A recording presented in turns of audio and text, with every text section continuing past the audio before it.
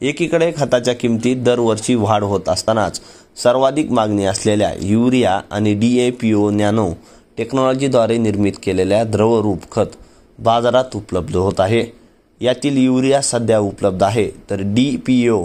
अवघ्या काही महिन्यांमध्ये बाजारपेठेत येणार आहे। यामुळे शेतकऱ्यांच्या खतावरील खर्च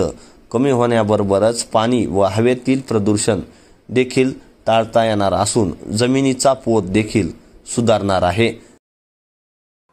नॅनो युरिया म्हणजे आपण जे नत्र युरियाच्या माध्यमातून जमिनीमध्ये आपण टाकत होतो त्याच्यामुळे आपल्या जमिनीचा पोत हा खराब होत आहे आणि त्याची जी काही एक pH म्हणून जो घटक असतो तो जमिनीमध्ये वाढत असल्यामुळे केंद्र सरकार आणि इंडियन फार्मर्स फर्टिलायझर्स कोऑपरेटिव्ह म्हणजे इफको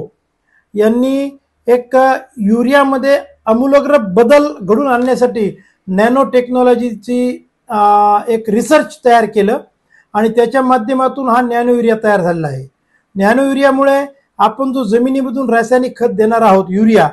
त्याचे प्रमाण आपण कमी करू शकतो आणि तो फवारणीद्वारे देऊ शकतो। याच्यामुळे आपल्याला जो युरिया खत आपण रासायनिक युक्त युरिया खत आपण जो जमिनीत टाकतो ज्याच्यामुळे आपली जमीन नापीक होत चाललेली आहे, पांढरी पडत आहे, घट्ट होत आहे, त्याच्याऐवजी आपण जर ह्याचा स्प्रे झाडावरती केला तर हा डायरेक्ट युरिया झाडावरती लागू होऊन आपल्याला जो जमिनीतून युरिया द्यायचा आहे त्याच्यापेक्षा दुपटीने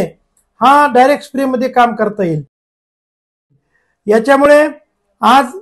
जमिनीमध्ये जो काही आपण रासायनिक खत टाकत आहोत हा 5-5, 10-10 फूट खाली जमिनीमध्ये याचे अंश आढळत आहेत,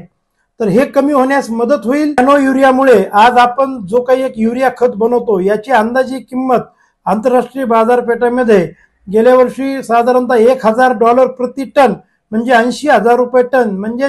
4,000 रुपयाला गोणी ही आंतरराष्ट्रीय किंमत होती आणि ती शेतकऱ्यांना केंद्र सरकार 266 रुपये प्रति गोणी याप्रमाणे देत आहे। याच्यामुळे आपले चलन गेली 2 वर्षामध्ये साधारणतः 4 लाख करोड रुपये आपल्याला सबसिडी द्यावी लागली।